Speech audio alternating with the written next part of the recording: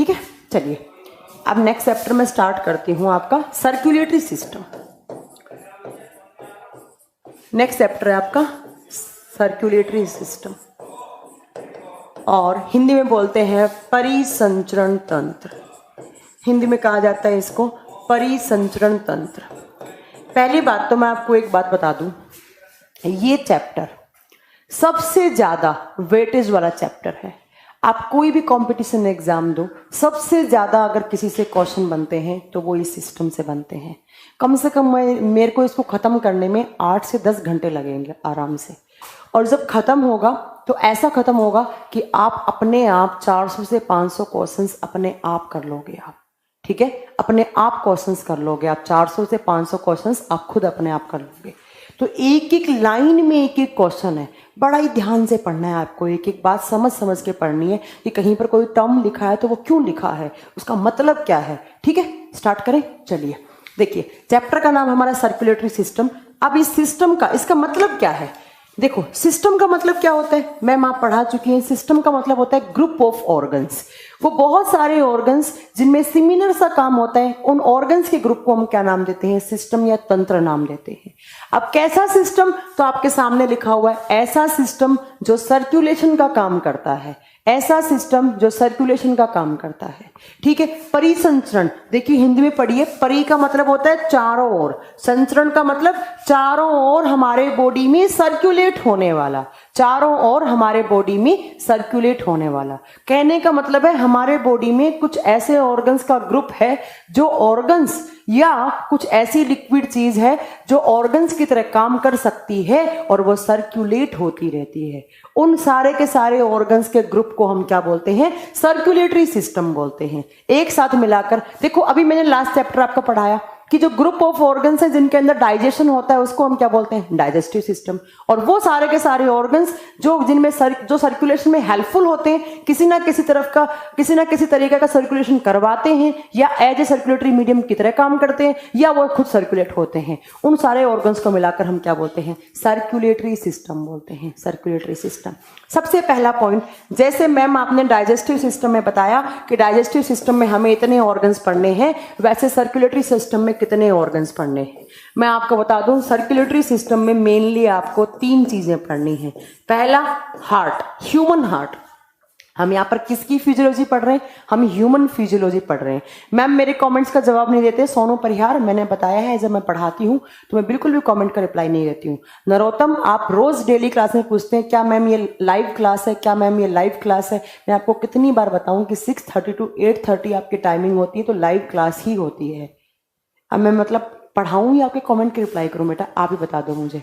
हाँ, और शेख रंजन आप एक कमेंट को बार बार मत कीजिए बेटा, मैंने पढ़ लिया आपका कमेंट। मुझे समझ में आ गया कि मुझे एमसीक्यू के आंसर अपलोड करवाने हैं, वो मैं करवा दूंगी और मैं एमसीक्यू करवाऊंगी आपको खुद को, डोंट वरी, करवा दूंगी। ठीक है, प्रमोद शाह आप कह रहे हैं मुझे बायोलॉजी में कुछ क्वेश्चन पूछने, मैं डाउट क्लास लूंगी। ये चैप्टर खत्म कर लेते हैं क्योंकि ये बहुत वेटेज वाला चैप्टर है। जब ये तीनों चैप्टर हो जाएंगे तो मैं इन तीनों चैप्टर्स के एक साथ क्वेश्चंस करवाऊंगी। उस दिन आपको जितने भी डाउट है उसको आप प्रैक्टिस कम डाउट क्लास समझ लेना, तो मैं साथ में क्वेश्चंस लेकर आऊंगी, वो करवाऊंगी और आप मुझसे जो डाउट बनते हैं वो पूछ सकते हैं। ठीक है, चलिए तो सबसे पहला सर्कुलेटरी सिस्टम। सर्कुलेटरी सिस्टम कौन कौन से ऑर्गन से मिलकर बना होता है, पहला हार्ट, दूसरा आप बताएंगे हमें यहाँ पर पढ़नी है कुछ ब्लड वेसल्स। हमें क्या पढ़नी है, ब्लड वेसल्स। हिंदी में इनको बोलते हैं रुधिर वाहिकाएं। रुधिर टर्म का मतलब होता है खून या रक्त। 3 नंबर पे आता है आपका यहाँ पर ब्लड, और ब्लड को हिंदी में बोलते हैं रक्त या खून या रुधिर, कुछ भी बोल सकते हैं। तो मेनली अगर मैं बात करूं तो हमारा सर्कुलेटरी सिस्टम 3 ऑर्गन से मिलकर बना हुआ होता है। ठीक है, 3 ऑर्गन से मिलकर बना हुआ होता है। कौन कौन सा आप बताएंगे, पहला है हार्ट, दूसरा है ब्लड वेसल्स और तीसरा है ब्लड। अब आप सोच रहे होंगे मैम ब्लड तो ऑर्गन कैसे हो सकता है। हाँ चलो, हार्ट को ऑर्गन मान लिया हमने, ब्लड वेसल्स को मान लिया, तो मैम ये कैसे, हम ब्लड को कैसे मान सकते हैं हम, है ना। तो सत्यनारायण जी पूछ रहे हैं मैम नोट्स मिल जाएगा या नोट्स बनाएं। बेटा एक एक पीडीएफ देती हूँ मैं, डाइजेस्टिव सिस्टम, सेल बायोलॉजी के दोनों के इंग्लिश हिंदी दोनों मीडियम में अपलोड करवा चुकी हूँ, बट मैं चैप्टर खत्म होने के बाद देती हूँ। पहले नहीं देती मैं। अगर मैं पहले दे दूंगी बच्चे क्या करते हैं, नोट्स साथ में खोल लेते हैं, समझते हैं नहीं और बस कमेंट करना लग जाते हैं। तो जैसे जैसे चैप्टर फिनिश होगा आपको दोनों मीडियम में आपको जो जितना मैं पढ़ाती हूँ उतना आपको नोट्स में मिल जाएगा। ठीक है, चलिए मैम, हार्ट तो एक ऑर्गन है, ब्लड वेसल्स भी समझ लेंगे। ब्लड को ऑर्गन कैसे बना लिया आपने, तो देखिए ध्यान से सुनिए। साइंस क्या कहती है, साइंस कहती है ब्लड लिक्विड है, ब्लड लिक्विड है या ब्लड लिक्विड है या फ्लूइड है। बट आपकी साइंस कहती है कि जैसे हमारे इंटरनल ऑर्गन्स काम करते हैं, जैसे हमारा ब्रेन, जैसे हमारा हार्ट, जैसे हमारा लीवर, जैसे हमारा पैनक्रियाज, इतने सारे ऑर्गन्स काम करते हैं, वैसा का वैसा हमारा ब्लड भी काम करता है।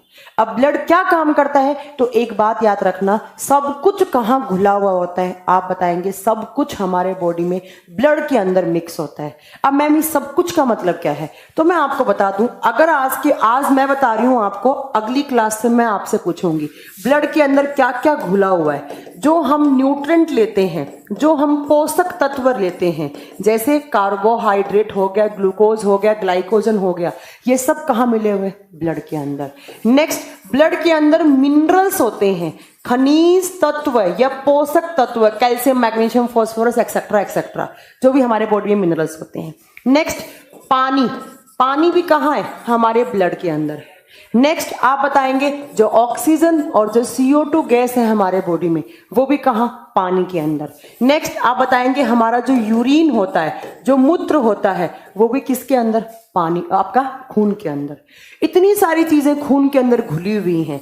और खून क्या करता है, ब्लड क्या करता है, हमारे ब्रेन से लेकर हमारे नीचे पैरों तक, जो आपका टोर्सल वाला पार्ट है, जो आपका एंकल वाला पार्ट है, वहां तक ब्लड लगातार दिन में और रात में सर्कुलेट होता रहता है।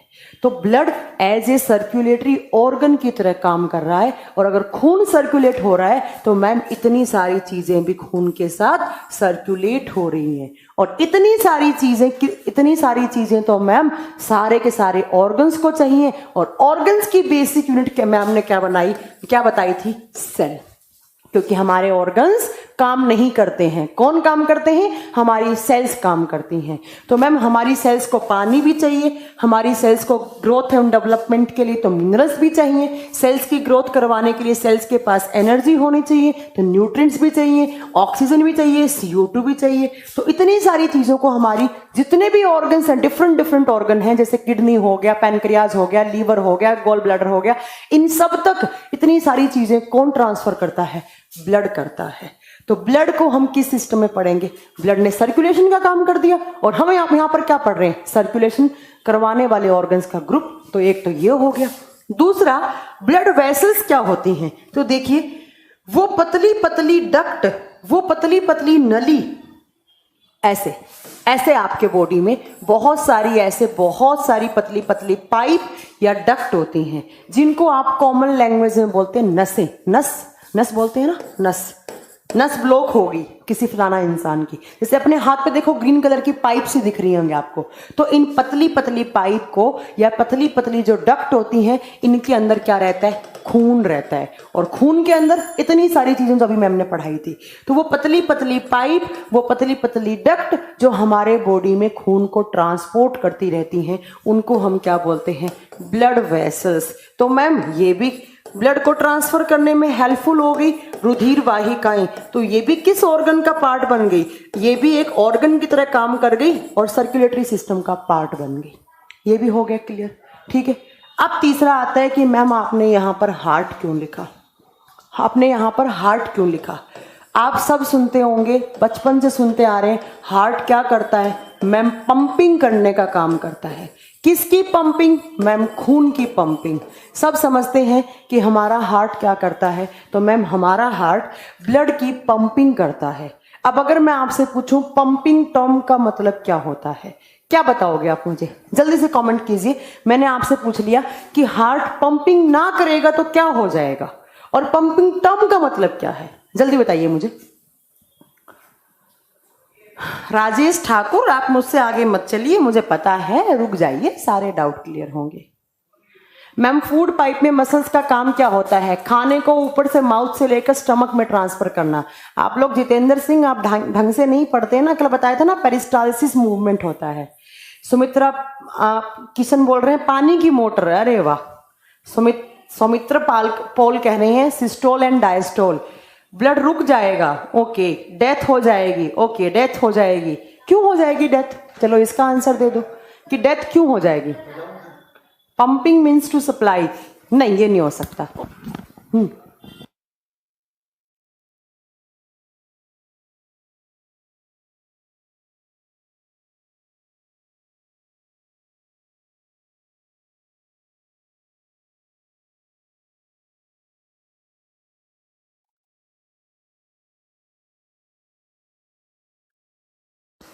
ब्लड का प्यूरिफिकेशन करता है, ओके, आई डोंट नो। चलो किसी ने भी सही आंसर नहीं दिया, एक भी बच्चे ने सही आंसर नहीं दिया। मैम ये ब्लड में ऑक्सीजन भेजता है, आवाज नहीं आ रही, ठीक है, आवाज मैंने माइक बंद किया था, पागल सर आ गए थे उनसे बात करने के लिए, वो भी आपको सुनाऊं कि क्या बात की थी मैंने।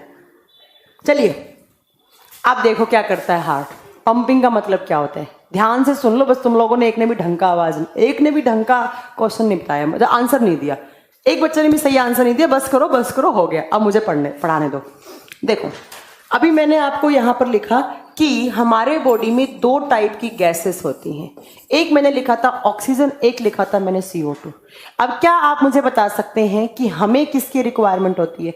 ऑक्सीजन की रिक्वायरमेंट होती है। और ऑक्सीजन क्या करवाता है? तो ऑक्सीजन मैम आपने लास्ट क्लास में पढ़ाया था कि ऑक्सीजन किसका ब्रेक डाउन करता है? ग्लूकोज का। और जैसे ही ऑक्सीजन ग्लूकोज का ब्रेक डाउन करता है तो मैम हमारे बॉडी में कार्बन डाइऑक्साइड भी बनता है, साथ में पानी भी बनता है, और साथ में एनर्जी रिलीज होती है। उस एनर्जी को हम नाम क्या देते हैं?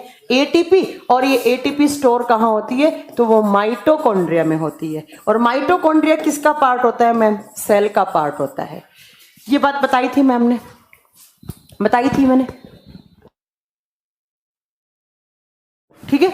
देखिए तो मैंने आपको लास्ट क्लास में बताया कि हमारे बॉडी में एक तो ऑक्सीजन है, एक CO2 है, ठीक है। ये ऑक्सीजन किसका ब्रेक डाउन करता है? ग्लूकोज का, साथ में कार्बन डाइऑक्साइड बना, पानी बना और एनर्जी बनी। और एनर्जी किसकी फॉर्म में बनी? एटीपी की फॉर्म में बनी। और ये एटीपी कहाँ स्टोर हो गया मैम? माइटोकॉन्ड्रिया में स्टोर हो गया। माइटोकॉन्ड्रिया हम बचपन से पढ़ते आ रहे हैं, या फिर मैम आपने पढ़ाया था कि माइटोकॉन्ड्रिया को क्या बोलते हैं? माइटोकॉन्ड्रिया को पावर हाउस बोलते हैं, एनर्जी हाउस बोलते हैं। और एनर्जी स्टोर होगी माइटोकॉन्ड्रिया के पास, मतलब किसके पास? सेल्स के पास। और अगर सेल्स के पास एनर्जी है तो किसके पास है? टिश्यूज, उत्तक के पास। अगर टिश्यूज के पास है तो किसके पास मैम? ऑर्गन्स के पास। ऑर्गन्स के पास है तो ऑर्गन सिस्टम, और ऑर्गन सिस्टम के पास है तो मतलब ह्यूमन बॉडी के पास है, ठीक है। हो गया क्लियर ये मामला? मैम आप ये कहना चाह रही हैं कि हमारे बॉडी में जितनी भी सेल्स हैं उन सारे की सारी सेल्स में ये रिएक्शन होती है। यस, मैं यही कहना चाह रही हूँ। क्यों कहना चाह रही हूं? क्योंकि हमारे बॉडी में ऑर्गन्स है, और ऑर्गन्स को काम करने के लिए किसकी रिक्वायरमेंट? एटीपी की। और एटीपी की रिक्वायरमेंट के लिए हमें कौन सा रिएक्शन करवाना पड़ेगा? ये रिएक्शन करवाना पड़ेगा। और जब ये रिएक्शन होगा तो हमें कौन सी गैस चाहिए? ऑक्सीजन। और बदले में कौन सी बनेगी? CO2। तो कहने का मतलब है हमारे बॉडी में जितने भी ऑर्गन्स हैं वो सारे के सारे ऑर्गन्स क्या करते हैं? काम करते हैं। और काम करने के लिए उनको एनर्जी का रिक्वायरमेंट होता है, और एनर्जी बनती है तो वहां पर साथ में कौन सा गैस बनता है? कार्बन डाइऑक्साइड भी बनता है, ठीक है। अब देखो मैंने बोला हमारे बॉडी में दो टाइप की गैसेस आ गई, पहला ऑक्सीजन, दूसरा CO2। अभी मैंने एक सेंटेंस बोला कि हमारे बॉडी में सब कुछ कहाँ घुला हुआ होता है? ब्लड के अंदर। तो ऐसा ब्लड जिसके अंदर ऑक्सीजन होता है उसको बोलते हैं प्योर ब्लड, या दूसरा नाम देते हैं उसको ऑक्सीजनेटेड ब्लड। कहने का मतलब है ऐसा खून जिसके अंदर ऑक्सीजन गैस का अमाउंट ज्यादा है, उसको हम क्या बोलते हैं? शुद्ध रुधिर या ऑक्सीजन युक्त रुधिर, ठीक है। ऐसा ब्लड जिसके अंदर CO2 होता है उसको बोलते हैं इम्प्योर ब्लड, अशुद्ध रुधिर, या हम बोलते हैं उसको डीऑक्सीजनेटेड ब्लड। अब इम्प्योर का मतलब ये नहीं है कि उसमें गंदगी आ गई या वो खून खराब हो गया। इम्प्योर का मतलब है उसमें क्या आ गया? उसमें कार्बन डाइऑक्साइड आ गया, और कार्बन डाइऑक्साइड को रिमूव कर दो वो प्योर बन जाएगा, या उसमें ऑक्सीजन डाल दो, CO2 का अमाउंट कम कर दो, वो क्या बन जाएगा? प्योर बन जाएगा। अब मेरे क्वेश्चन का ध्यान से आंसर सुनो, जो मैंने आप सबसे पूछा कि आंसू राजा, मैं बोल रही हूँ ये लाइव क्लास है, प्लीज यहाँ पे डिस्टर्ब मत करें बीच में। तो मैंने बोला आपसे पूछा कि मुझे बताइए जरा आपके हार्ट का काम क्या होता है। आप में से कुछ ने पता नहीं क्या क्या जवाब दिया। अब सुनो ध्यान से, क्या आपके हार्ट का, मैंने बोला पंपिंग करना, सही बोला पंपिंग। आपने भी, कुछ बच्चों ने बोला मैम पंपिंग करता है। किसकी पंपिंग करता है? आप सबने बोला मैम ब्लड की पंपिंग करता है। और मैंने आपसे नेक्स्ट क्वेश्चन किया कि अगर ब्लड की पंपिंग छोड़ देगा तो क्या हो जाएगा। तो आप देखो क्या हो जाएगा। यहां पर बहुत सारी सेल्स हैं हमारे बॉडी में और इन सेल्स के पास CO2 का अमाउंट है। ठीक है, क्यों है? क्योंकि इन सेल्स को एनर्जी चाहिए और एनर्जी होगा तो साथ में क्या बनना है यहाँ पर CO2 भी बनेगा। और CO2 की, कार्बन डाइऑक्साइड गैस की हमारे बॉडी में कोई भी रिक्वायरमेंट नहीं है। ठीक है, उसे क्या करवाना है? आउट करवाना है। हमें कौन सी चाहिए? ऑक्सीजन चाहिए। तो इन सारे के सारी सेल से या इन सारी की सारी ऑर्गन से ऐसे खून आएगा। इस खून के अंदर कौन सी गैस का अमाउंट ज्यादा है? कार्बन डाइऑक्साइड का। और ये खून किसके पास आएगा? तो आप बताएंगे हमारे हार्ट के पास आएगा। मान लो यहां पर आपका हार्ट है और ये बहुत सारे ऑर्गन्स हैं, ऑर्गन्स की सेल्स हैं, सेल्स के पास एनर्जी की रिक्वायरमेंट थी।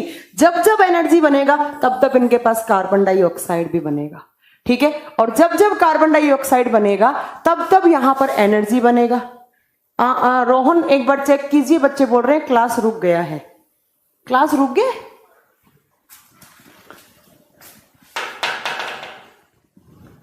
क्लास रुक गया?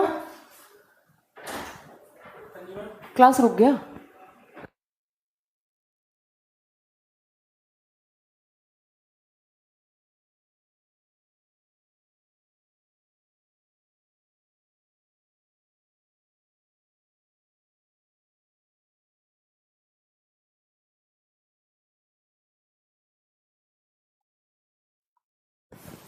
अरे क्लास तो सही है यार, कौन बोल रहा है क्लास रुक गया? वो अपना नेट चेक कर लें प्लीज एक बार, इंटरनेट डेटा अपना सही कर लें। क्लास तो चल रहा है यहाँ से, बहुत सही चल रहा है। ठीक है, चलिए देखिए, तो मैम सारे के सारे ऑर्गन्स हैं, उन सारे के सारे ऑर्गन्स के पास कार्बन डाइऑक्साइड का अमाउंट है और इस कार्बन डाइऑक्साइड को आउट करवाना है, मतलब बाहर निकालना है। अब मेरा नेक्स्ट पॉइंट ध्यान से सुनिए कि इस कार्बन डाइऑक्साइड को आउट कौन सा ऑर्गन करता है? आपके फेफड़े करते हैं, आपके लंग्स करते हैं। कैसे आउट करते हैं मैम फेफड़े? तो फेफड़ों से ऊपर होता है मैम हमारा विंड पाइप, जिसको बोलते हैं हम श्वास नलिका। और श्वास नलिका किससे जुड़ा हुआ होता है? नोज से। और नोज से क्या हो जाता है? CO2 आउट हो जाता है। मैंने क्या बोला, फिर रिपीट कर रही हूं, जितनी सारी सेल्स हैं उन सारी सेल्स को काम करने के लिए एनर्जी चाहिए और एनर्जी चाहिए होगी तो साथ में CO2 बनेगा। CO2 गैस को आउट करवाना है हमारे बॉडी में, क्योंकि हमारे बॉडी में कार्बन डाइऑक्साइड का कोई काम नहीं होता। ठीक है, और ये CO2 आउट कौन करता है? मैम फेफड़े करते हैं। कैसे करते हैं मैम? फेफड़ों से ऊपर श्वास नली होती है, श्वास नली से ऊपर नोज, और नोज से हमने सांस ली, मैंने इनहेल किया, ऑक्सीजन लिया, या फिर हमने एयर ली। एयर में से ऑक्सीजन काम का होता है। मैंने सांस छोड़ी, नाक से छोड़ी, नाक से छोड़ा तो मतलब क्या छोड़ा मैंने सांस छोड़ने में? CO2 छोड़ा। ठीक है, बट अब आपको एक बात याद रखनी है, मैंने कहा कि ये ब्लड आना चाहिए फेफड़ों के पास, बट ये ब्लड आपका या आपका ये कार्बन डाइऑक्साइड वाला ब्लड फेफड़ों के पास नहीं आता है। ये पहले किसके पास जाता है? हार्ट के पास जाता है। इसीलिए मैंने यहां पर आपके हार्ट ने एज ए सर्कुलेटरी मीडियम की तरह काम कर दिया। मैम ये खून डायरेक्टली यहां जाना चाहिए था, बट डायरेक्टली नहीं जाता है। पहले हमारे हार्ट के अंदर आता है और हार्ट इस खून को पंप करके, पंपिंग बोलते हैं ना, इस खून को पंप करके किसके पास ट्रांसफर करता है? लंग्स के पास। अब लंग्स क्या करते हैं? तो इसमें CO2 तो आउट करवाएंगे और ऑक्सीजन इन करवाएंगे। यहां से ऐसे CO2 आउट कर दिया और यहीं से वापस एयर आता है और उस एयर में से ऑक्सीजन आता है। ठीक है, अब क्या होगा? फेफड़े क्या करेंगे? इस ब्लड में से CO2 आउट कर दिए, ऑक्सीजन इन कर दिया। अब फेफड़े वापस खून किसको भेजेंगे? हार्ट को भेजेंगे। बट जब फेफड़ों से हार्ट के पास ब्लड आएगा तो कौन सी गैस वाला आएगा? ऑक्सीजन वाला। अब हमारा हार्ट क्या करेगा? उसी खून को उसी ऑर्गन के पास, उसी सेल्स के पास वापस भेजेगा जहां से क्या आया था? CO2। बट अब फेफड़ों से आ रहा है तो फेफड़ों ने कौन सी गैस अंदर कर दी? ऑक्सीजन। और फेफड़ों ने इसको किसके पास भेजा? हार्ट के पास। तो अब जब हार्ट से खून जाएगा तो कैसा जाएगा मैम? ऑक्सीजन वाला। और ये ऑक्सीजन किसके पास आएगा? सेल्स के पास। और सेल्स के पास क्या होता है मैम? C6H12O6 होता है। ऑक्सीजन आते ही इसका क्या करेगा? ऑक्सीडेशन करेगा मैम। क्या बनेगा मैम? कार्बन डाइऑक्साइड प्लस पानी प्लस एनर्जी।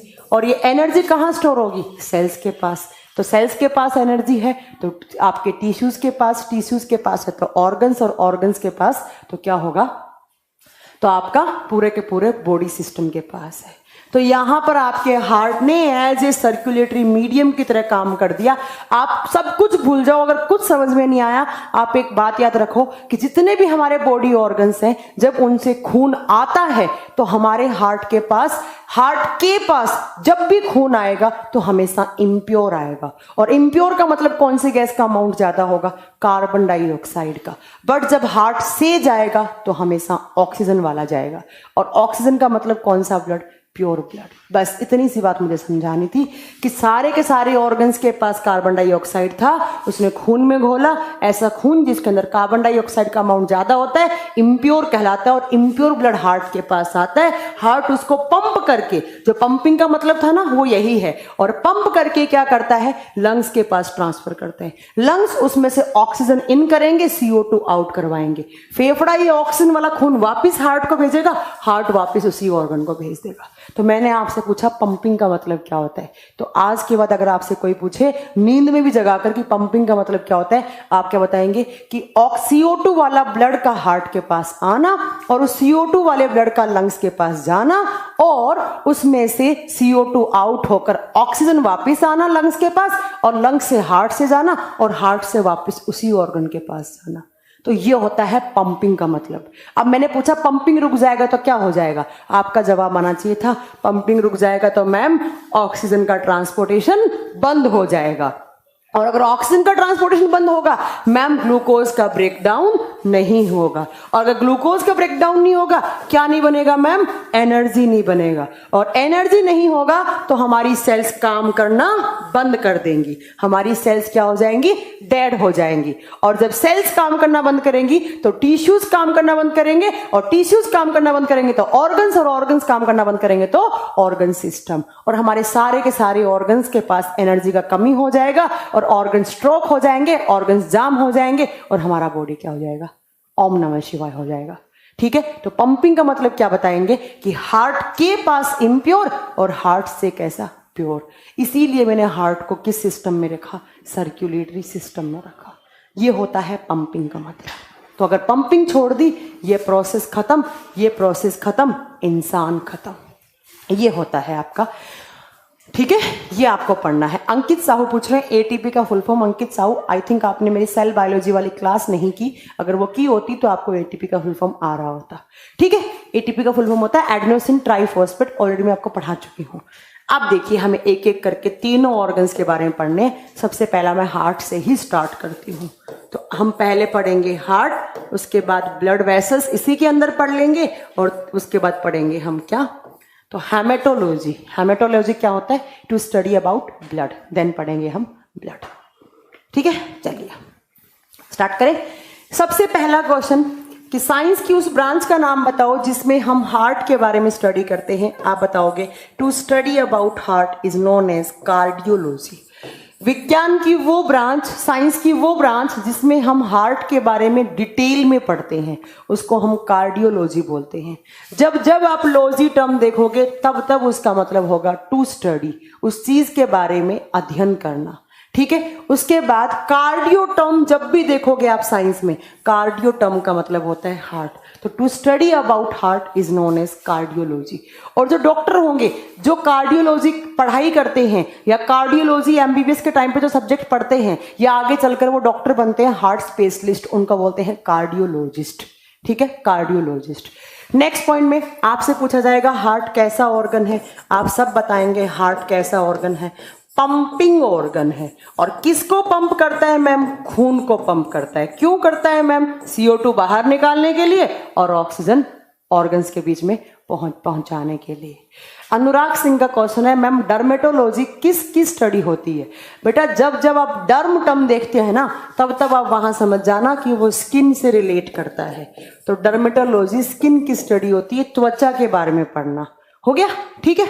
चलिए नेक्स्ट आइए, आपसे पूछा जाएगा, ये तो हो गया कि हार्ट पंपिंग ऑर्गन है, उसके बाद आपको बोलना है कि हार्ट और क्या, हार्ट को हम कौन सा ऑर्गन बता सकते हैं।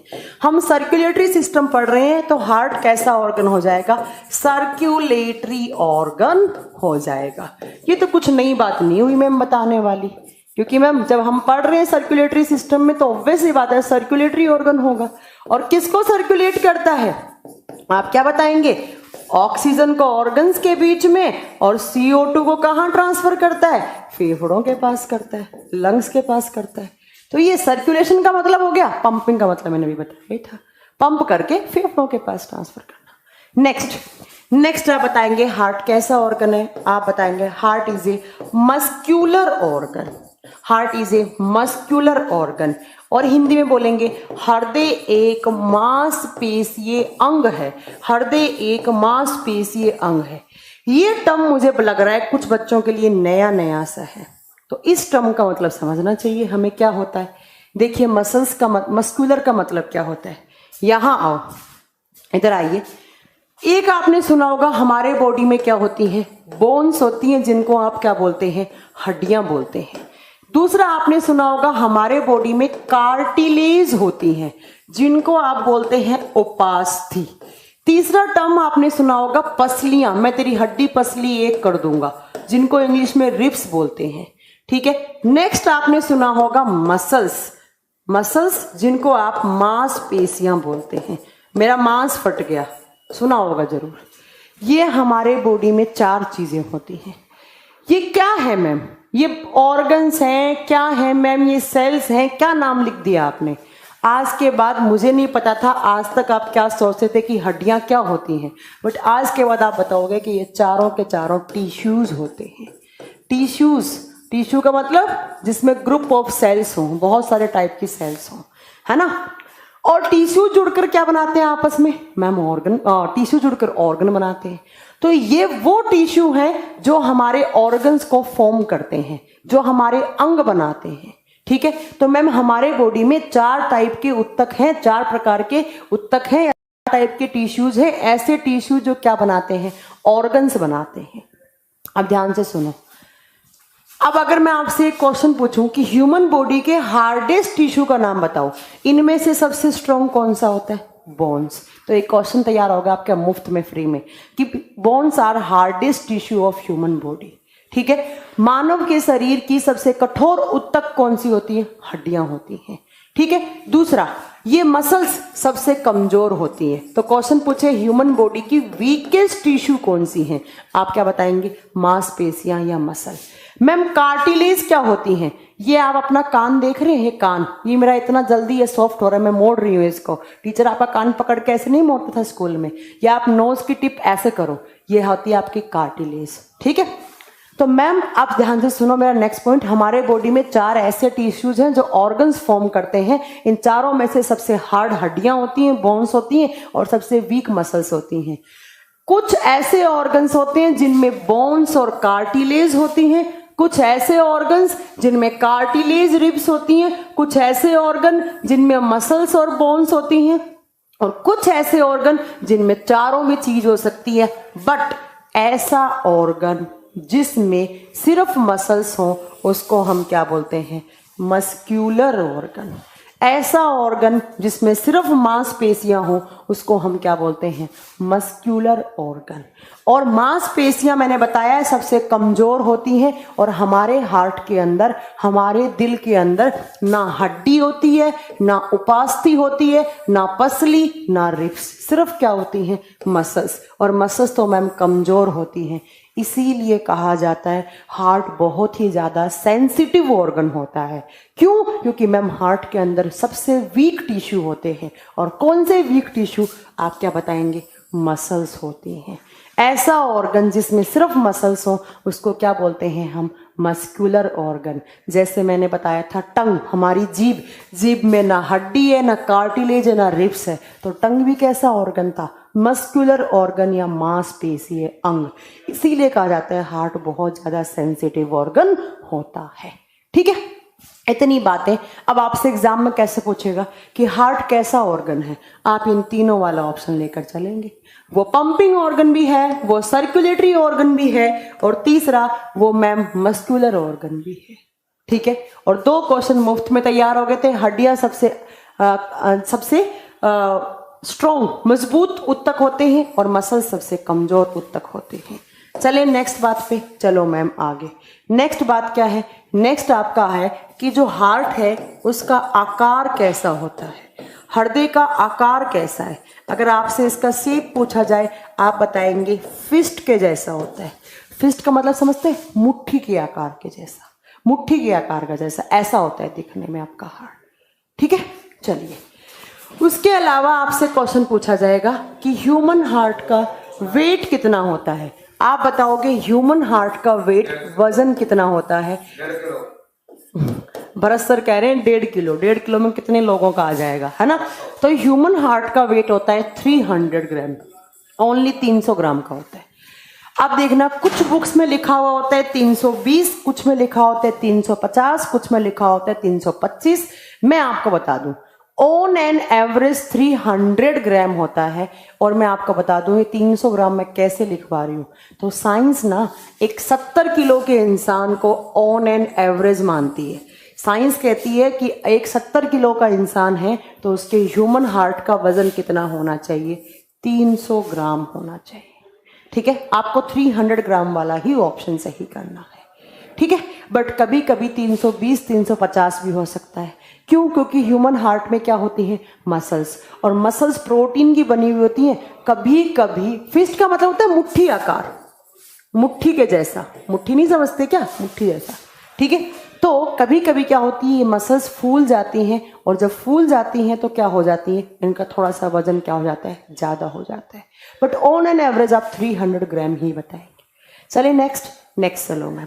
नेक्स्ट बात है मैम, ये तो हो गया आपने वेट की बात कर ली।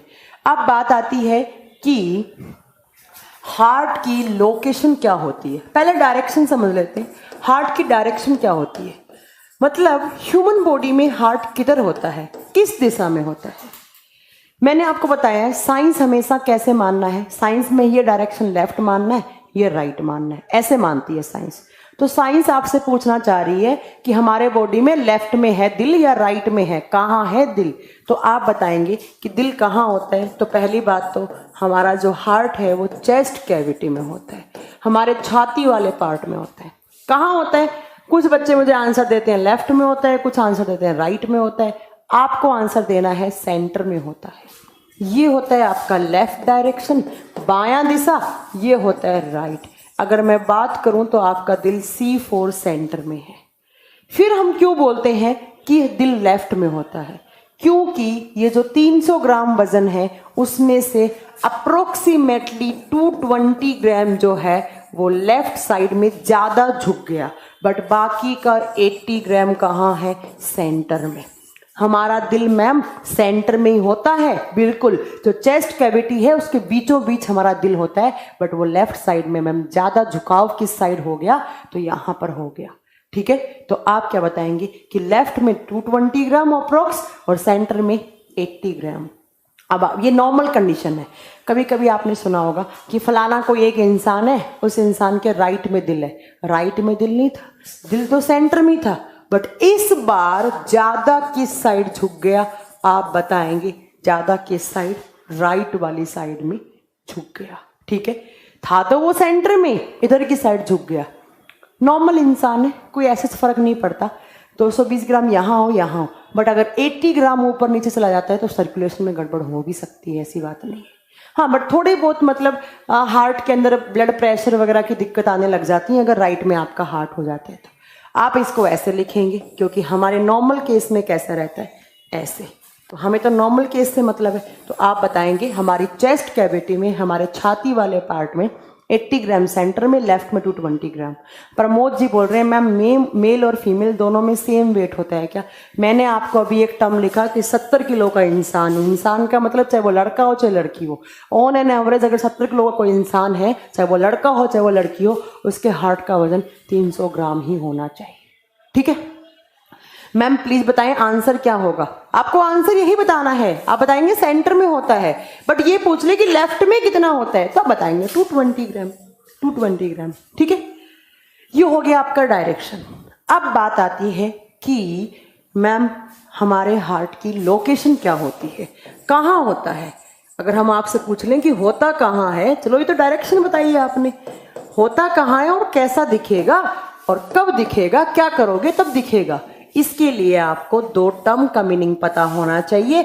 Number one is physiology, number one is physiology, number two is anatomy. Physiology and anatomy. अगर हिंदी में बात करूं, फिजियोलॉजी को बोलते हैं बाहरी संरचना, और अगर इसकी बात करूं तो इसको बोलते हैं आंतरिक संरचना। बाहरी संरचना एंड आंतरिक संरचना। अब सुनिए, फिजियोलॉजी का मतलब क्या है। ह्यूमन बॉडी का कोई भी इंटरनल ऑर्गन, इंटरनल का मतलब जो बाहर विजिबल नहीं है, उनको बोलते हैं इंटरनल ऑर्गन। कोई भी ह्यूमन बॉडी का इंटरनल ऑर्गन, उसको बाहर निकाल के उसके आउटर स्ट्रक्चर के बारे में स्टडी कर रहे हो, that is known as physiology. But अगर उस ऑर्गन को कट करके स्टडी कर रहे हो, that is known as anatomy. Human body का कोई भी इंटरनल ऑर्गन बाहर निकाल लिया, मैंने हार्ट निकाला अपना, निकाल के ऐसा रखा सामने, जो भी मुझे चीज दिखेगी, जहां भी दिखेगा, जैसा भी होगा, वो क्या बोलेंगे, फिजियोलॉजी। उसको कट करके स्टडी करूंगी, एनाटोमी। तो आपको पता होना चाहिए कि कैसे फिजियोलॉजी होगी हार्ट की और कैसे एनाटोमी होगी। बड़ा ही गौर से सुनना है आपको, एक एक चीज करके, क्योंकि एक एक चीज से यहाँ क्वेश्चन बनते हैं, एक एक लाइन में क्वेश्चन बनता है। जब बच्चा ये बार बार कमेंट करना ना, लाइव क्लास है क्या, ये है वो है, मैं ब्लॉक करवा दूंगी यहाँ से। फालतू के कमेंट नहीं चाहिए मुझे अपनी क्लास में, चुपचाप पढ़ लो। देखिए फिजियोलॉजी का मतलब क्या है। अगर मैंने अपने चेस्ट वाले पार्ट से अपनी स्किन रिमूव कर दी, अपनी त्वचा को हटा दिया, तो हार्ट कैसा दिखेगा, कहाँ पर लोकेटेड दिखेगा। ध्यान से सुनो, हमारा ये चेस्ट वाला पार्ट है, ये चेस्ट वाला पार्ट है। जैसे ही मैं इस चेस्ट वाले पार्ट से स्किन को हटाऊंगी, तो स्किन को हटाऊंगी तो ऐसे मुझे एक हड्डी दिखेगा, सेंटर के अंदर एक हड्डी दिखेगा।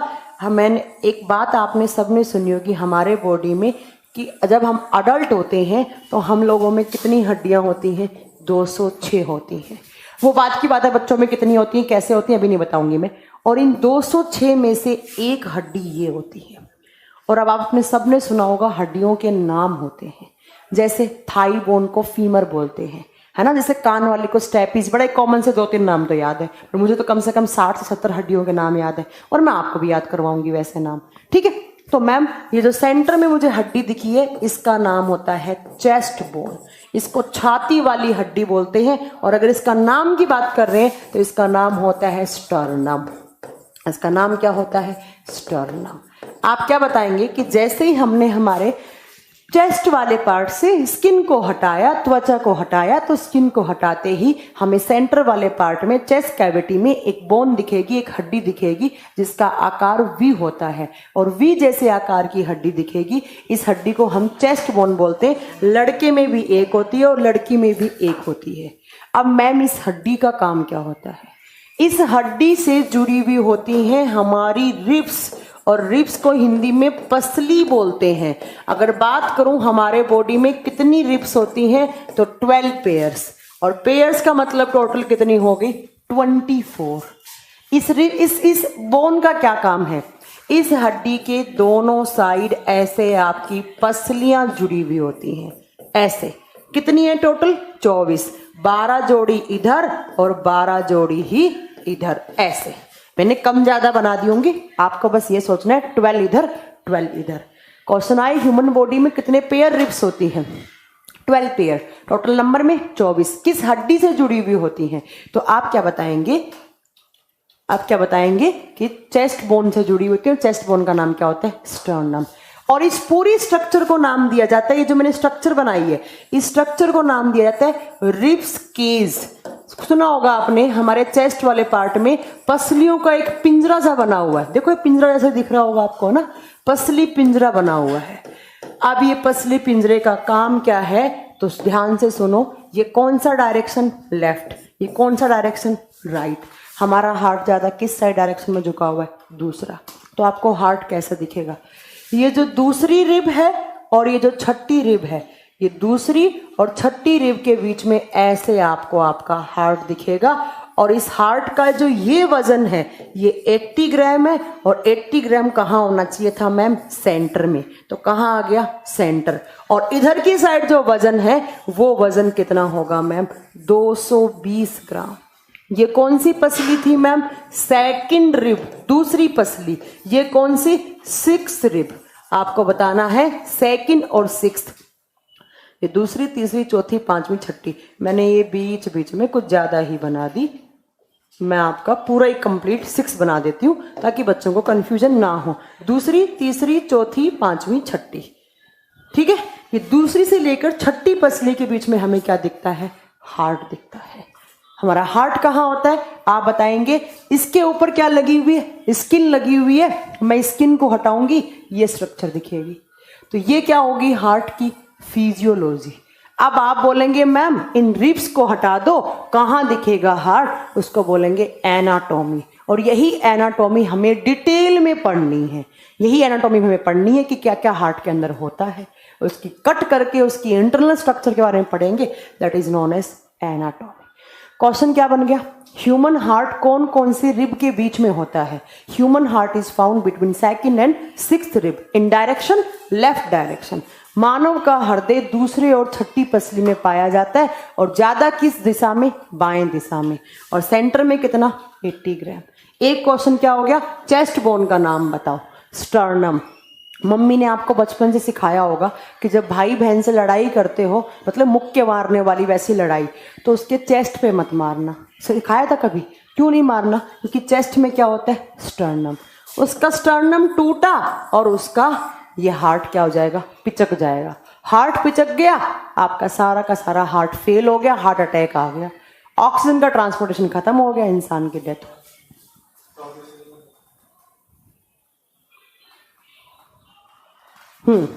ठीक है। अब बात आती है मैम इस एनाटॉमी टर्म का मतलब आप क्या बताएंगे? तो सुन लीजिए, एनाटॉमी का मतलब क्या बताएंगे। मैंने कहा मैं इन रिब्स को हटा दूं तो मुझे एग्जैक्ट हार्ट कहाँ दिखेगा? तो इन रिब्स के नीचे होते हैं आपके लंग्स, फेफड़े। फेफड़े भी कहाँ होते हैं? इस रिब्स केज के अंदर होते हैं। ये जो रिब्स है इसके यहाँ वाला जो फेफड़ा होता है वो राइट वाला होता है। ये राइट लंग है इन रिब्स के नीचे।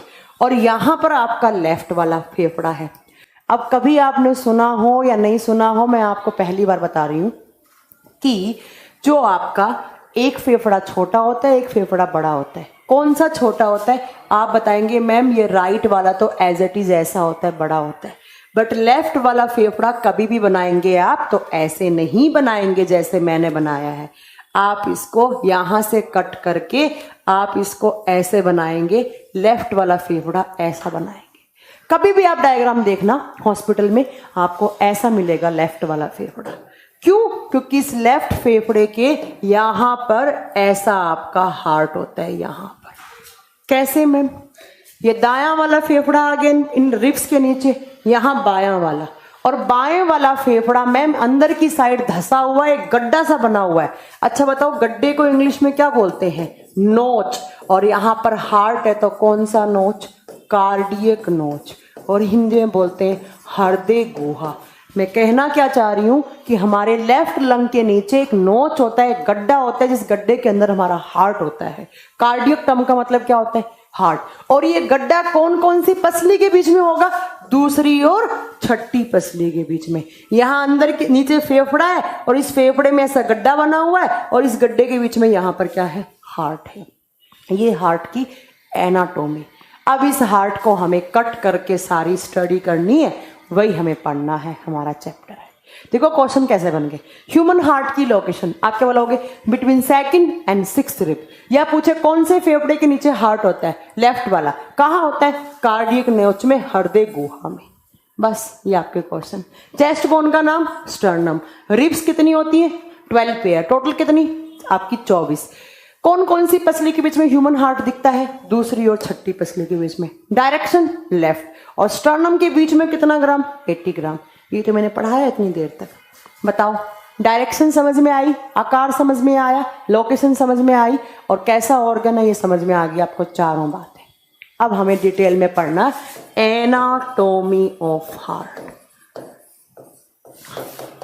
क्या क्या है पूरा परीक्षण करना है हमें। इस हृदय के अंदर, इस हार्ट के अंदर है क्या ऐसा जो ये पंप कर लेता है ना? तो वही हमें पढ़ना है। आप सबसे पहला, आप बचपन से पढ़ते आ रहे हैं ह्यूमन हार्ट में कितने चैम्बर होते हैं? आप बताओगे in human heart 4 chambers are present. मानव के हृदय में 4 कोष्ठक पाए जाते हैं। मानव के हृदय में कितने कोष्ठक? 4 कोष्ठक पाए जाते हैं। चैम्बर्स का मतलब क्या होता है मैम? ये क्या हो गया, चैम्बर कैसे बन जाएंगे? मैम अभी बता देते हैं हम कैसे बन जाते हैं। ये आपका हार्ट, ये आपका हार्ट, ये हमारा दिल, मेरा भी और आपका भी, सबका ही ऐसा है। हिंदू, मुस्लिम, सिख, ईसाई, छोटा, गोरा, काला, बड़ा, गरीब, अमीर, सबका ही ऐसा दिखेगा। सबका ही ऐसा दिखना है, ठीक है। मैंने अभी आपको एक सेंटेंस बोला कि ह्यूमन हार्ट कैसा ऑर्गन है मैम? मस्क्यूलर ऑर्गन है। और मस्क्यूलर का मतलब मैंने क्या बताया था कि ऐसा ऑर्गन जिसमें सिर्फ क्या होती है? मांसपेशियां होती हैं। एक बात अपने दिमाग में फिट कर लो, मैं जितनी भी चीजें हार्ट के अंदर पढ़ाने वाली हूँ वो सिर्फ किसकी बनी हुई होंगी मैम? वो मसल्स की बनी हुई होंगी। अगर मैंने ये लाइनिंग बनाई है ये भी किसकी है? मसल्स की है। और इस हार्ट के अंदर क्या होता है?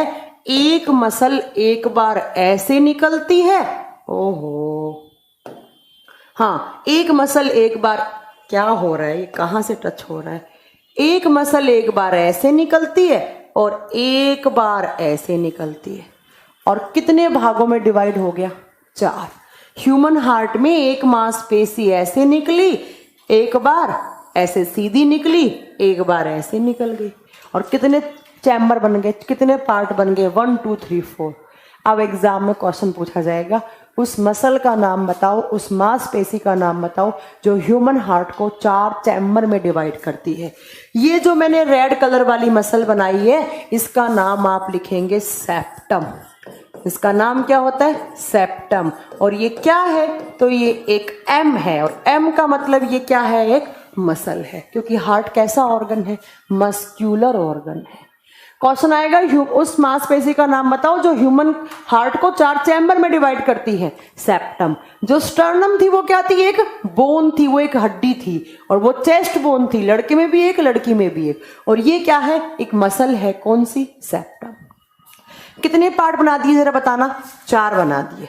अब मुझे बताओ इधर वाला डायरेक्शन साइंस में कौन सा होता है? लेफ्ट। इधर वाला कौन सा होता है? राइट। अब एक बात सुनना, ये जो मैंने 4 चैम्बर तो बनाए हैं, इन 4 चैम्बर में अगर मैं ऊपर वालों की बात करती हूं तो ये एक ये जो 2 चैम्बर हैं इनको कहा जाता है इंग्लिश में ऑरिकल। इसका नाम होता है ऑरिकल। और किस डायरेक्शन वाला? लेफ्ट वाला। आप इसको लिखेंगे लेफ्ट ऑरिकल, या आप आर्ट्रियम भी लिख सकते हैं। इसको इंग्लिश में 2 नाम होते हैं इसके, ATRIUM, आर्ट्रियम या ऑरिकल, ठीक है। हिंदी में बायां आलिंद। ये जो दोनों ऊपर वाले चैम्बर्स हैं उनको क्या बोलते हैं? ऑरिकल्स। ये कौन सा हो जाएगा मैम? ये डायरेक्शन राइट हो जाएगी। तो ये कौन सा बन गया? राइट ऑरिकल बन गया। और हिंदी में क्या हो गया? दायां आलिंद। और ये जो लोअर चैम्बर है, जो नीचे वाले चैम्बर हैं, इनको नाम दिया जाता है वेंट्रिकल। और ये कौन सा वेंट्रिकल मैम? लेफ्ट वाला। तो कौन सा? बायां नीले, हिंदी में बोलते हैं नीले। हिंदी में ऊपर वाले आलिंद, नीचे वाले नीले। इंग्लिश में ऑरिकल्स या आर्ट्रियम और वेंट्रिकल। ये कौन सा बन गया मैम? Right ventricle. और हिंदी में क्या मैम? दायां नीले। ये होता है चैम्बर का मतलब। कोई भी आपसे पूछे ह्यूमन हार्ट में ये चैम्बर का मतलब क्या होता है, ठीक है मैम। एक बैच में 7 रिब में बताया था, किसने बताया था? मैं तो नहीं बता सकती। क्वेश्चन मार्क जो भी आप बोल रहे हैं, कमेंट कर रहे हैं, मैं कभी नहीं बोल सकती कि 7 रिब्स होती हैं। किसने बोला 7 रिब्स होते हैं? कहां से सुन लिया आपने कि 7 रिब्स होती हैं? जहां से भी सुना गलत सुना आपने, ठीक है। चलिए आइए अब मैम, ये चैम्बर, 2 ऑरिकल्स 2 वेंट्रिकल्स। अब इसी साल अगर किसी ने यूपी SSSC का एग्जाम दिया था तो एक क्वेश्चन पढ़ा था कि ह्यूमन हार्ट में लार्जेस्ट चैम्बर कौन सा होता है, बता सकते हैं? क्वेश्चन आया था, मानव हृदय का सबसे बड़ा चैम्बर। आप बताएंगे ये वाला चैम्बर है वो लार्जेस्ट है। इसके आगे आप लिखेंगे it is largest and strongest chamber of heart. यह हमारे हृदय का सबसे बड़ा भी है और सबसे मजबूत भी है। क्यों है अपने आप आपको समझ में आएगा, अगली क्लास में मैं नहीं पढ़ाऊंगी, ठीक है, क्योंकि अभी जो चीज पढ़ा रही हूं वो अभी नहीं आएगा, अगली क्लास में 2-3 घंटे बाद समझ में आएगा। एक क्वेश्चन आपका हो गया, यूपी SSSC का क्वेश्चन है कि ह्यूमन हार्ट का लार्जेस्ट चैम्बर कौन सा है। आप बताएंगे लेफ्ट वेंट्रिकल लार्जेस्ट भी होता है और स्ट्रॉन्गेस्ट भी होता है। हो गया। अब मैं ये ह्यूमन हार्ट की बात कर रही हूं जिसमें 4 चैम्बर है। ऐसे ही बहुत सारे जीव होते हैं, है ना, बर्ड्स हैं मैम, पक्षी हैं मैम, मगरमच्छ है, ये सारे जीव हैं। तो उनके हार्ट में कितने नंबर ऑफ चैम्बर्स होते हैं? Different living organisms are having different number of chambers in their heart. विभिन्न प्रकार के जीवों के हृदय में विभिन्न प्रकार के कोष्ठकों के नंबर पाए जाते हैं। यहां से क्वेश्चन बनेंगे, ध्यान से सुनिए। सबसे पहला क्वेश्चन आता है कि जो मछलियां होती हैं, मछली जल की रानी है, तो क्वेश्चन आता है कि इस रानी के पास, जल की रानी के पास कितने हार्ट में चैम्बर होते हैं? आप बताओगे मछलियों के हार्ट में 2 चैम्बर होते हैं। 2cc का मतलब है चैम्बर है, कोष्ठक है, ठीक है। अब 2 का मतलब क्या है? तो ये लो 2 का मतलब, ये 1 ये 2 हो गए 2, ठीक है। बट एक मछली क्या होता है? आप बताएंगे यहां पर एक्सेप्शन है। एक्सेप्शन का मतलब क्या होता है? अपवाद। एक्सेप्शन का मतलब क्या होता है? अपवाद। मतलब जो इस लाइन को फॉलो ना करे उसको एक्सेप्शन की कैटेगरी में रखते हैं, अपवाद की। कौन सी मछली? आप बताएंगे जो व्हेल मछली है। कौन सी मछली? जो व्हेल मछली है। व्हेल मछली के हार्ट में 4 चैम्बर होते हैं। कैसा हार्ट होगा? इसको छोड़कर सारी मछलियों का ऐसा, बट व्हेल मछली का हमारे जैसा। तो हम किस फाइलम में आते हैं मैम? हम मैमल्स में आते हैं। तो हम हमारे साथ किसको रख लेंगे? तो व्हेल मछली को रख लेंगे। तो इसको भी हमने स्तनधारी वर्ग में रख लिया। मोबाइल साइलेंट रखो रोहन, ठीक है। तो आप बताएंगे कि मछलियों के हार्ट में 2 चैम्बर होते हैं, बट व्हेल फिश के हार्ट में 4 चैम्बर होते हैं। इसलिए व्हेल फिश को हम कौन से फाइलम में रखते हैं? मैमल्स फाइलम में रखते हैं, ठीक है। नेक्स्ट, आप सबने सुना होगा इस दुनिया में सबसे बड़ा दिल किसका होता है? माँ का होता है। माँ के दिल से बड़ा दिल किसी का नहीं है। बट आपको गलत बताना है। वो इस दुनिया में सबसे बड़ा दिल, largest heart in universe is whale fish heart. हमारा 300 ग्राम का होता है और इसका हार्ट जो होता है वो 300 किलोग्राम का होता है। तो क्या हो गया? हम सिर्फ 70 किलो के हैं। और जो व्हेल मछली होती है, जैसे आपने सुना होगा ब्लू व्हेल जो होती है, ब्लू व्हेल क्विंटल में होती है, 2000 क्विंटल, 4000 क्विंटल, है ना। तो इतने बड़ा उसका शरीर है तो इतना बड़ा दिल भी हो गया। बट होगा किसके जैसा? हमारे जैसा। कितने ऑरिकल्स? 2। कितने वेंट्रिकल्स? 2। आप 2 पॉइंट याद रखेंगे। Largest heart in universe is whale fish heart, 300 kilogram का। और व्हेल फिश के हार्ट में कितने चैम्बर? 4 चैम्बर। नेक्स्ट आओ, जो पक्षी होते हैं, बर्ड्स होते हैं, उनके हार्ट में भी कितने चैम्बर? आप बताएंगे 4 चैम्बर होते हैं। अब आप में से कुछ अपवाद होंगे जिनके मन में आ रहा होगा फिर पक्षियों को भी आप कहाँ रख दो? मैमल्स में रख दो। क्यों रख दो भाई? कोई खेल चल रहा है क्या? है क्यों? क्योंकि पक्षी तो उड़ सकते हैं। हम मैमल्स में आते हैं, क्या हम उड़ सकते हैं? नहीं उड़ सकते। तो वो अलग हो गया। बट चैम्बर कितने होंगे? 4। आप बताएंगे 4 चैम्बर्स। नेक्स्ट, आप बताएंगे कि जो स्नेक होते हैं, स्नेक का मतलब क्या होता है? सांप। दूसरा आप बताएंगे लिजर्ड्स। लिजर्ड्स का मतलब होता है छिपकली। छिपकली, अरे भाई रे क्या हो रहा है इसमें? इनके हार्ट में कितने चैम्बर होते हैं? आप बताएंगे इनके हार्ट में 3 चैम्बर होते हैं। 3 चैम्बर। इसके अलावा 3 चैम्बर और किस में होते हैं? आप बताएंगे 3 चैम्बर फ्रॉग में भी होते हैं। ये तीनों एक साथ याद रखना। स्नेक, सांप, छिपकली, मेंढक, इन तीनों के हार्ट में कितने चैम्बर होते हैं? 3-3। मैम 2 समझ में आ गया, 4 समझ में आ गया, 3 कैसे बनाओगे आप? तो मैं भी बना देती हूँ 3। ये लो, ये लो बन गए 3, 1 2 3, 2 क्या है ऑरिकल्स, 1 क्या है वेंट्रिकल, बन गया। नेक्स्ट आपको याद रखना है जो क्रोकोडाइल होता है, जो मगरमच्छ है, मगरमच्छ के हार्ट में कितने चैम्बर, 4 चैम्बर, इसीलिए मगरमच्छ को वापस कहाँ इंक्लूड कर दिया, मैमल्स में। बट एक बात याद रखनी है, क्रोकोडाइल को मैमल्स प्लस रेप्टाइल्स दोनों में रखा जाता है।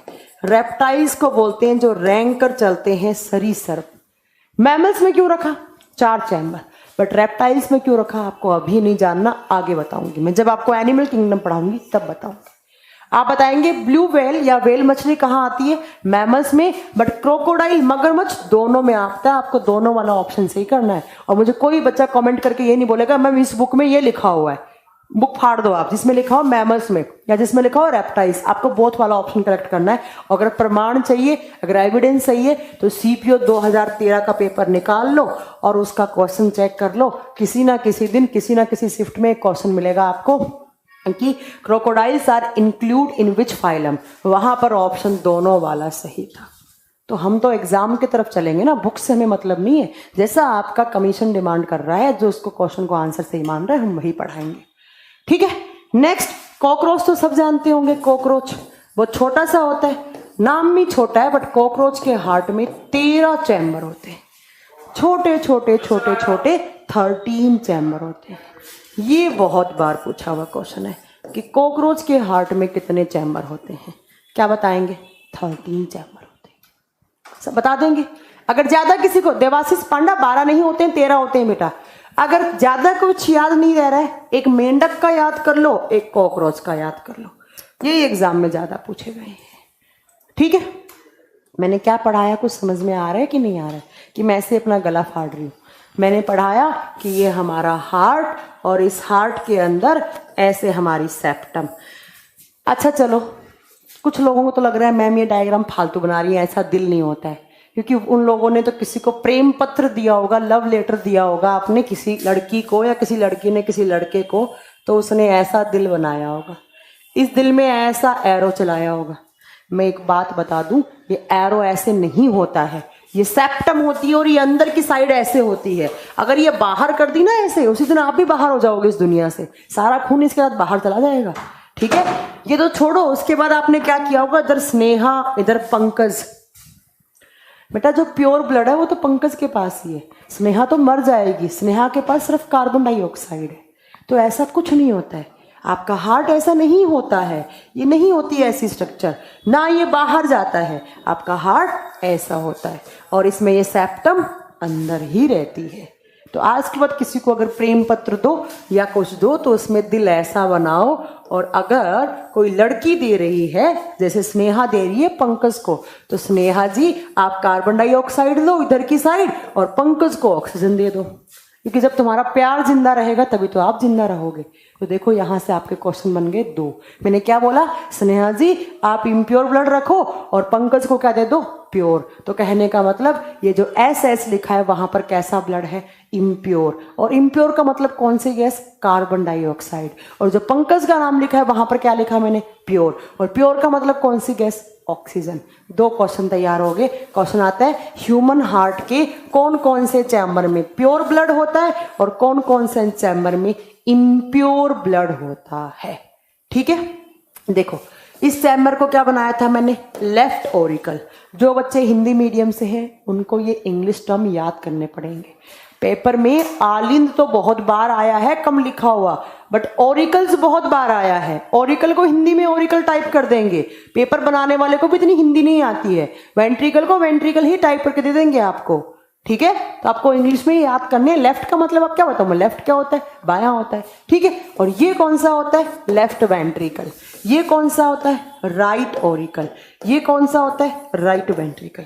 और आपसे पूछे कहाँ ऑक्सीजन, आप बताएंगे यहां ऑक्सीजन, यहां ऑक्सीजन, यहां CO2, यहां CO2। इन दोनों में CO2 है, इसका मतलब यहां पर कैसा ब्लड है, इन दोनों में इम्प्योर, अशुद्ध। क्वेश्चन आए ह्यूमन हार्ट के कौन कौन से चैम्बर में इम्प्योर ब्लड होता है, ma'am right Oracle and right ventricle. Human heart के कौन कौन से चैम्बर में प्योर ब्लड होता है, ma'am left Oracle and left ventricle. कितने सारे क्वेश्चन बना दिए।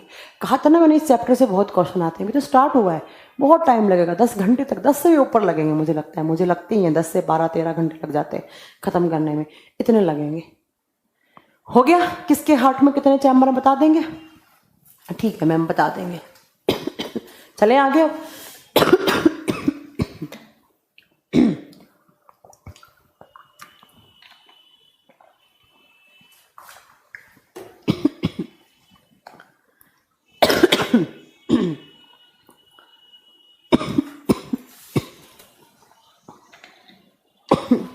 एक मिनट वेट कीजिएगा।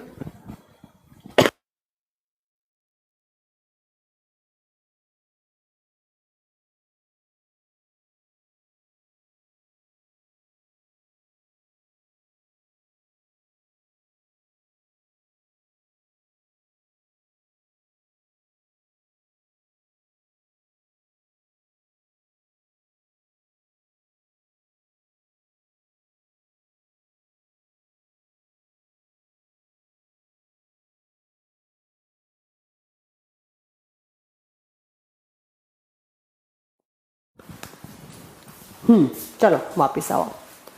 ये तो होगी चैम्बर्स की बात और हार्ट की लोकेशन की बात और डायरेक्शन की बात। अब बात आती है, आपको एक छोटा सा जो चैप्टर मैंने लिखवाया था ब्लड वेसल्स, वो पढ़ना है। जब तक ये नहीं पढ़ोगे तो आपको आगे का मैं समझा नहीं सकती कुछ भी। तो अब आपको लिखना है ब्लड वेसल्स और हिंदी में लिखना है रुधिर वाहिकाएं। हिंदी में क्या लिखना है? रुधिर वाहिकाएं। ठीक है, देखिए ब्लड वेसल्स क्या होता है। अभी मैंने बताया कि हमारे बॉडी में ऐसे पतली पतली पाइप्स होती हैं जो हमारे बॉडी में किसको सर्कुलेट करती हैं? ब्लड को सर्कुलेट करती हैं। अब ध्यान से सुनो, ब्लड वेसल्स होती क्या है। मैंने अभी एक सेंटेंस बोला था, जब हार्ट के पास खून आता है तो कैसा आता है? हमेशा इम्प्योर। के देखो ये क्वेश्चन है, देखो एनडीए ने क्वेश्चन पूछा था, ये थका हुआ क्वेश्चन है, ये कुछ नहीं है इसमें। एनडीए ने पूछा कि हार्ट के पास ब्लड आता है तो कैसा आता है? इम्प्योर। और जब हार्ट से जाता है तो प्योर। और लेकर कौन आता है हार्ट तक? ये री, कुछ में प्योर आएगा, कुछ में इम्प्योर आएगा। तो कहने का मतलब वो पतली पतली डक्ट, वो पतली पतली पाइप, वो पतली पतली नली जो हमारे हार्ट तक इम्प्योर ब्लड लाती हैं और हार्ट से प्योर ब्लड लेकर जाती हैं, क्या कहलाती हैं? Blood vessels. ब्लड वेसल्स क्या होती हैं? तो vessels that transfer impure blood to heart and pure blood to between all organs are known as blood vessels. वे वाहिकाएं, वे नली, वे डक्ट जो हमारे हृदय तक अशुद्ध रुधिर और हृदय से शुद्ध रुधिर सभी अंगों तक पहुंचाती हैं, रुधिर वाहिकाएं कहलाती हैं। वो पतली पतली पाइप जो हमारे हार्ट तक खून लाएंगी और हार्ट से लेकर जाएंगी, उसको क्या बोलेंगे हम? ब्लड वेसल्स या रुधिर वाहिकाएं। हो गया? चलिए अब बात आती है कितने टाइप की होती हैं ब्लड वेसल्स। लिखिए 3 टाइप्स ऑफ ब्लड वेसल्स। कौन कौन सी? Number 1 is artery. Number 1 is artery और आर्टरी को हिंदी में धमनी बोलते हैं। नंबर 2 इज वेन्स जिसको हिंदी में सिरा या सिराएं बोलते हैं। और नंबर 3 इज कैपिलरी। कैपिलरी को हिंदी में केसिका, नोट कोशिका, कोशिका नहीं लिख देना है। कोशिका क्या होता है? सेल होता है। ठीक है, तो मैम हमारे बॉडी में 3 टाइप की ब्लड वेसल्स होती हैं। कौन कौन सी? एक आर्टरी, एक वेन, एक कैपिलरी। ठीक है, 3 टाइप की, एक एक नहीं होती है, but arteries, veins and capillaries. अब एक एक करके सबको पढ़ना है हमें। सबसे पहला लिख दूं मैं यहाँ पर आर्टरी। इसको मैं थोड़ा सा इधर लगा दूं क्योंकि थोड़ी देर बाद ये काम आएगा हमें। छोड़ दो यहाँ। सबसे पहला है आर्टरी। आर्टरी को हिंदी में बोलते हैं धमनी। धमनी। मैंने अभी आपको एक सेंटेंस बोला कि हमारे बॉडी में 2 गैस होती हैं। कौन कौन सी? एक ऑक्सीजन और एक कौन सी? CO2। और मैंने कहा ऐसा ब्लड जिसके अंदर ऑक्सीजन होता है उसको क्या बोलते हैं? प्योर, शुद्ध रुधिर। और जिसके अंदर CO2 होता है उसको क्या बोलते हैं? इम्प्योर ब्लड या अशुद्ध रुधिर। पहला क्वेश्चन, आर्टरी में कौन सी गैस रहती है? आर्टरी में कौन सा ब्लड होता है? आप याद कर लो हमेशा के लिए, आर्टरीज क्या करती हैं, ऑक्सीजन को ट्रांसपोर्ट करती हैं, और ऑक्सीजन वाला ब्लड क्या होता है मैम, प्योर ब्लड होता है, शुद्ध रुधिर, या इसका दूसरा नाम होता है ऑक्सीजनेटेड ब्लड। दूसरा नाम क्या होता है, ऑक्सीजनेटेड ब्लड। हिंदी में क्या बोलेंगे, हिंदी में बोलेंगे ऑक्सीजन युक्त रुधिर। आपका एग्जाम के पॉइंट ऑफ व्यू से एक क्वेश्चन बन गया कि आर्टरीज कैसे ब्लड को ट्रांसपोर्ट करती हैं। मैम आर्टरीज ऑक्सीजन वाले ब्लड को, ऑक्सीजन वाला ब्लड मैम प्योर ब्लड, दूसरा नाम मैम ऑक्सीजनेटेड ब्लड। क्वेश्चन आता है आर्टरीज का कलर कैसा होता है, किस कलर की होती हैं, आप बताएंगे लाल रंग की होती है। कलर पूछे, इनका रंग पूछे कैसा, लाल रंग की। अब कुछ बच्चे सोच रहे होंगे जो हाथों पैरों पे दिखती है वो तो मैम ग्रीन कलर की होती है, तो वो वेन्स होती है। मैं यहाँ पर आर्टरीज की बात कर रही हूँ। आर्टरीज कितनी होती है, बहुत छोटी छोटी, और बहुत हजारों में बहुत छोटी छोटी पाइप्स होती हैं। अब मैम आप बोल रही हैं बहुत ज्यादा आर्टरीज होती हैं, तो बहुत ज्यादा में से कोई ना कोई तो बड़ी होगी, तो क्वेश्चन आएगा लार्जेस्ट आर्टरी का नाम बताओ। क्या क्वेश्चन क्या हमारा, राजा महाधमनी। क्वेश्चन महाधमनी का नाम याद कर लो, महाधमनी का नाम होता है ओटा, ओटा, या इसको आयोटा भी कहा जाता है। हिंदी में ये लिखा आ सकता है, इंग्लिश में आर साइलेंट रहता है, जब इसको प्रोनाउंस करते हैं तो हम ओटा बोलते हैं। ठीक है, चलिए हो गया। अब अगला क्वेश्चन, अगला तो लाइन में आपको क्वेश्चन बनाकर ही समझाऊंगी। मैंने क्या बोला है, आर्टरीज के अंदर कैसा ब्लड रहता है मैम, ऑक्सीजन वाला रहता है, बट एक आर्टरी ऐसी है जो इसके जस्ट ऑपोजिट काम करती है। कहने का मतलब है कि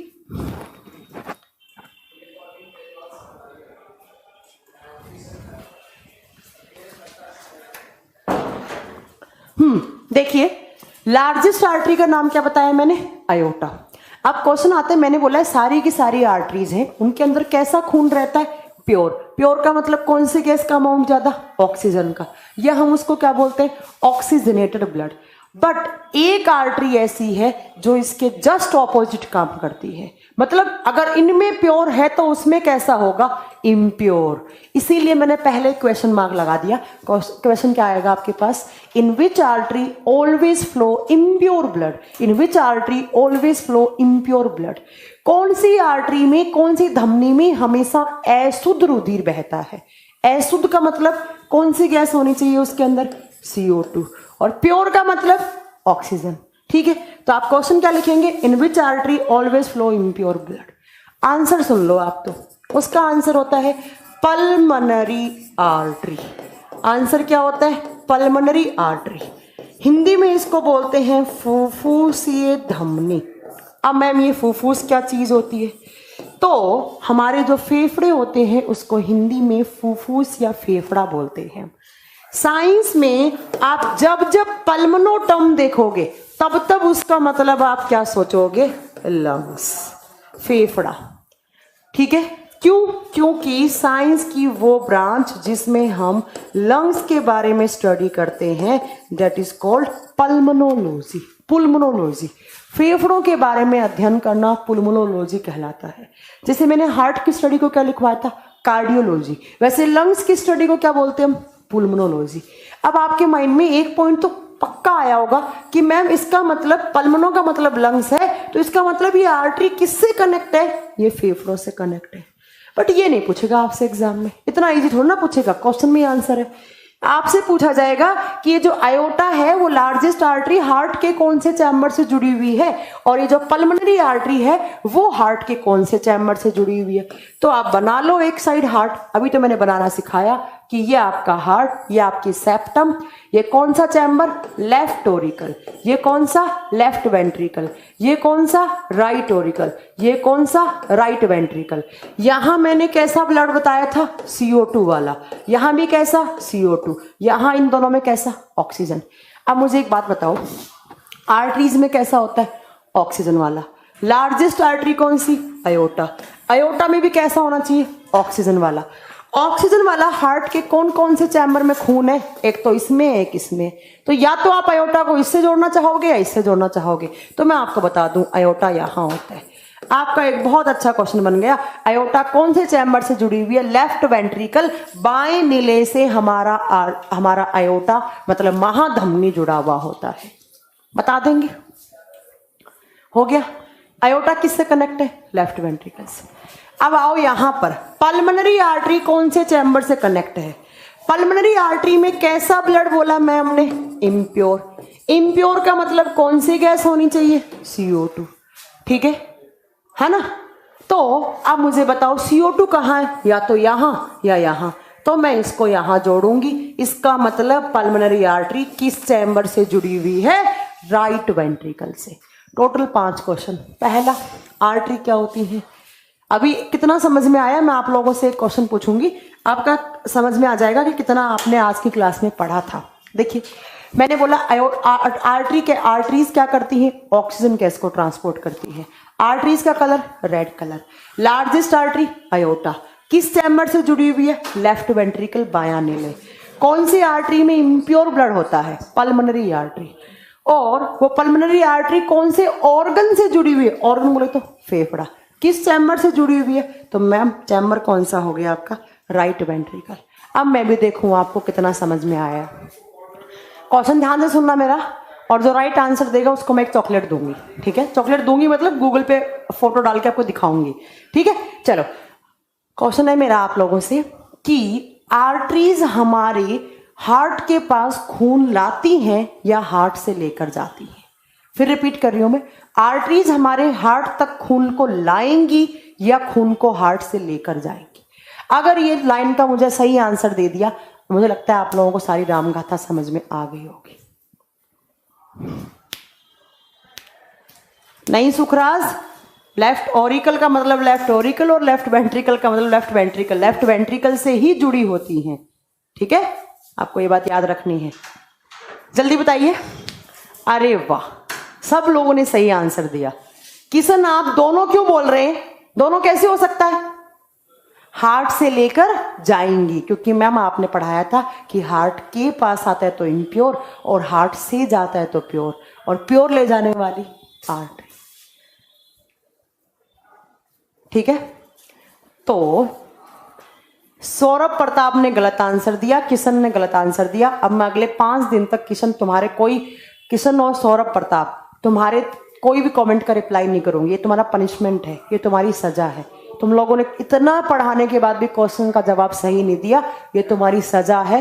किशन और कौन था? सौरभ प्रताप। अब मैं तुम लोगों से कोई बात नहीं करूंगी अगले 5 दिन तक। कोई कमेंट मत पूछना मुझसे।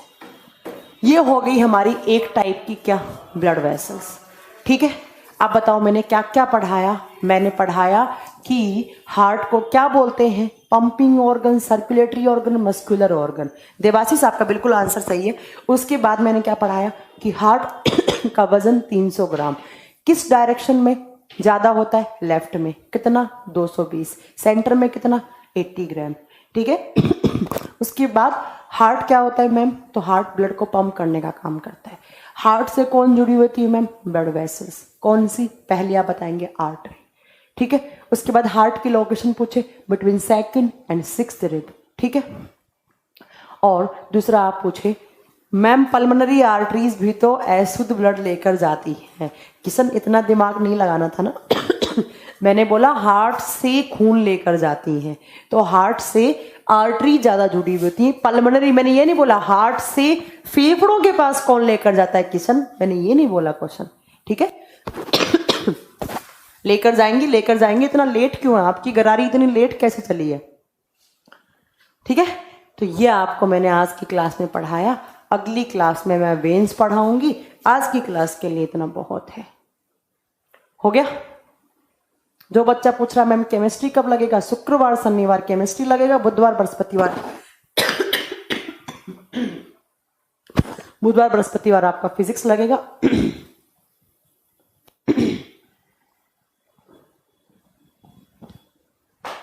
ठीक है? चलिए, बहुत है। तो बताओ जरा मजा आया कि नहीं? आज की क्लास पढ़ के थोड़ा बहुत लग रहा है कि नहीं लगा कि ज्ञान की प्राप्ति हो रही है? ज्ञान मिल रहा है कि नहीं मिल रहा? सूर्य प्रताप, आपका क्वेश्चन पता है क्यों गलत हुआ? क्योंकि आपका दिमाग कमेंट करने में रहता है। सिर्फ कमेंट करते हैं आप, पढ़ाई लिखाई में आपका ध्यान नहीं है। Ritu Rachna, thank you very much.